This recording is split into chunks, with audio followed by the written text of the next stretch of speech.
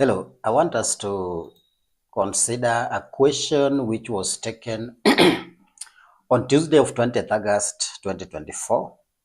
That is economics. The paper is CPA foundation level, safer foundation level. That is of CASNEB. And we want to look at question 1. Now, question 1 reads, explain the concept of price ceiling, 2 marks. Discuss 3 advantages of setting price ceilings. And then that is 6 marks. And then describe 4 types of labor mobility, 4 marks. Enumerate 4 challenges of capping interest rates in a country, 4 marks. Describe 4 strategies that developing countries might apply to correct the balance of payment deficit. So those are the, now that is the question we want to look at. So we want to consider the components in bits in our solution. And this is what we have. So the paper is CPA, as I'd shown you. It is economics, CPA foundation level, safer foundation level, and it's CASNEB question 1. The paper was taken on 20th of August 2024. Now, the first question is asking us what price ceiling is. So a price ceiling is a government imposed limit on how high a price can be charged for a product. This is typically set below the market equilibrium price to make essential goods and services affordable to consumers. Now, what we need to note here is that we have said that it is how high a price can be charged. And note that it is set below the market equilibrium price. And market equilibrium price is determined by the forces of demand and supply. So by setting or imposing this limit below the market equilibrium price, that's already an indication of interference with the market forces. And so the main reason why this is done is to make goods and services affordable to consumers. So a price ceiling is a government imposed limit on how high a price can be charged for a product. This is typically set below the market equilibrium price to make essential goods and services affordable to consumers. So that's the answer that you should have given, so that you score your marks for that particular part. Now, the next part is advantages of setting price ceilings. Now, one reason why a government would want to set a price ceiling is to ensure that affordability. That's the first point. It ensures that essential goods and services remain affordable for the general population. 2, consumer protection. It protects consumers from being exploited by monopolies or oligopolies that might charge excessively high prices. Now, we'll see that monopolies have influence in the market. Well, we know that has got a freedom to choose okay, in order to influence price, in order to influence price, it can change its output. It can influence its output, and that gives him an advantage. An advantage and powers that, if not checked by the authority like the government, then the consumers may end up suffering in the hands of monopolies who don't have the people at heart. Now, another one is equity. It helps in redistributing wealth by making basic commodities accessible to low-income groups. So it's a way of wealth redistribution. And again, it controls inflation. Now, what is inflation? We are told that it controls inflation. What is inflation? So we see that setting price ceilings is a tool that can be used to control inflation by keeping prices stable. But then what is inflation? Inflation is the rate at which the general prices of goods and services rises, which consequently erodes purchasing power over time.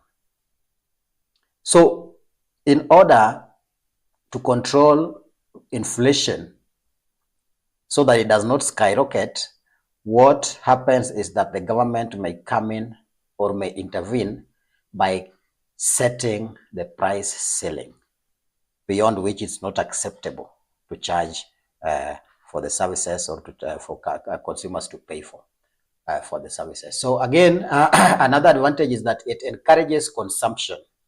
When prices are set below the ceiling, by making products affordable, it can stimulate consumption, which can help in economic growth because products or goods are made affordable. Now, the next question we were asked is types of labor mobility. Labor mobility here, well, we know labor is a factor of production, is one of the factors of production. And we know there are instances where we can consider it movable or immovable. So we have types of labor mobility. One, we have geographical mobility. This is the ability of workers to move from one location to another for employment. That is geographically, moving from one town to another, one country to another, like that. Or occupational mobility is the ability of workers to change their job type or industry. One moves from being a teacher to being a doctor, or from being a doctor to being a teacher, or from being a politician to being a teacher. So that is occupational mobility. That's another type of labor mobility. The third one is horizontal mobility. Now, moving within the same level of job or pay scale, but to a different role or sector. So mostly this can be seen as situations where, for instance, same level of job or pay scale, but to a different role or sector. For instance, we can take a situation in a school setup where we have the master in charge of boarding, and then we have master in charge of guidance and counseling. So in the event that two people switch such positions, there isn't much in terms of role. There is much in terms of role, but there isn't much in terms of level of job or change in pay. So that we may consider horizontal mobility, one that does not result to a different job level or a different pay scale. Vertical mobility is moving up or down the job hierarchy, such as promotions or demotions. Yeah, so I think that is self-explanatory, and those are the types of labor mobility. Now, if you have any question, I encourage you to comment. Put a comment down below this video so that I know what you would want me to focus on, and any comment that may lead to improvement of this content. Now, the other question of concern that we were to look at is challenges of capping interest rates. Now, what do we mean by capping interest rates? We have had governments, when they are campaigning, they promise that they'll make credit available or affordable to small businesses or upcoming businesses. And to the governments that make this kind of promise real, they tend to do this through the central bank. And this simply means that the government may decide that if a particular interest rate locks out a big portion of the small businesses that would have otherwise enjoyed the same facility, then the government may consider reducing that interest rate to a level that is expected that, if capped at that level, then a bigger number of this population will access that facility. Now, as much as it sounds as a good idea to spur economic growth, it has got its challenges. And the challenges are this. One, credit shortage, because lower interest rates might reduce the incentive for banks to lend, leading to a shortage of available credit. Yeah, because the banks are in business, and the higher the interest rate, the better the business. The lower the interest rate, no, the business is not that attractive. And so that leads to a shortage of available credit. Then informal lending. This may drive borrowers to the informal sector where interest rates are not regulated, often resulting in exploitative lending practices. That is the Shylocks. Example is the Shylocks. Because Shylocks are, as much as they're not regulated, but it's an economy, actually it's an industry that thrives when interest rates are low.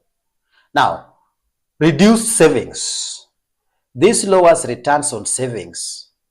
Now, and thus discourages people from saving money, because saving does not pay much because the interest rate is low anyway. And so people are discouraged from saving money. Last is economic distortion. Can lead to misallocation of resources, as artificially low rates might encourage excessive borrowing and spending. Now, what we see is that low interest rates can lead to an allocation of capital to less productive investments. And since the true cost of borrowing is not accurately reflected, because when the forces of demand and supply are allowed to dictate the interest rates without interference, where the government caps interest rates at a particular level, the moment now that may encourage borrowing and spending, and that spending may not be advised by necessity, which are defined by the forces of demand and supply. And so in that case, we end up with investments with lower returns. So I think that is that. Then the other bit that we are asked to look at is strategies to correct balance of payment deficit. Now, what is balance of payment deficit? First, what is balance of payment? I think now here, balance of payment should refer to a comprehensive record of all economic transactions between residents of a country and the rest of the world over a specific period of time. And that is a BOP. Now, the moment you have a BOP deficit, loosely, you may look at it as the excess of imports and exports. Now, the moment you have more coming in, the moment you have you buy more and give less, there's a problem. But I think that it is good when you buy less and supply more. So strategies to correct balance of payment deficit. So the deficit is that balance, that difference that that we see between imports and exports. And I've said it is not healthy for an economy or for a country when imports exceed exports. So every country or every economy strives to make exports more than imports. And so that will be a sign of a good economic health. So strategies to correct balance of payment deficit. One, export promotion. So implementing policies to boost exports like subsidies or improved trade relations with the countries or the markets or the regions where your market is. Again, another one is import substitution, encouraging the production of goods domestically that are currently imported. In our case, if I refer to the case of Kenya, that should, we can consider the leather industry. There's much that we can do. Okay, there are products that, the processed products that come to us from abroad, and yet we supply the raw materials. So import substitution can really assist in that line. And I'm glad it's one of the areas that our country is considering. Now, another one is devaluation. Lowering the national currency's value to make exports cheaper and imports more expensive. So now there are strategies to lower the national currency's value. And the effect of that is that it makes the local commodities very attractive in the market because they appear to be cheap. Now, this is a strategy that can be used, but how sustainable and for how long is a question that is debatable. Then fiscal discipline. This is reducing government deficits and debt to improve the country's financial stability. Now, if debt is reduced, then the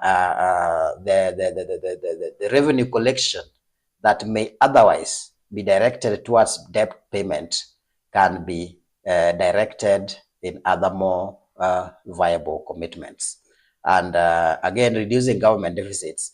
Now, a major problem that we have in our budgeting process, and if I speak more specifically to Kenya, most county governments and national government is not an exception here. They tend to make budgets with huge deficits, and I call them huge because they are unrealistic. Yeah, there are gaps that cannot be easily filled, and yet it's a budget anyway. And so what happens is that it then leads the government to borrow heavily. So these two things are normally tied in our case. Government deficits in budget. Actually, these deficits arise from budgeting directly. And these deficits necessitate borrowing, and that increases debt.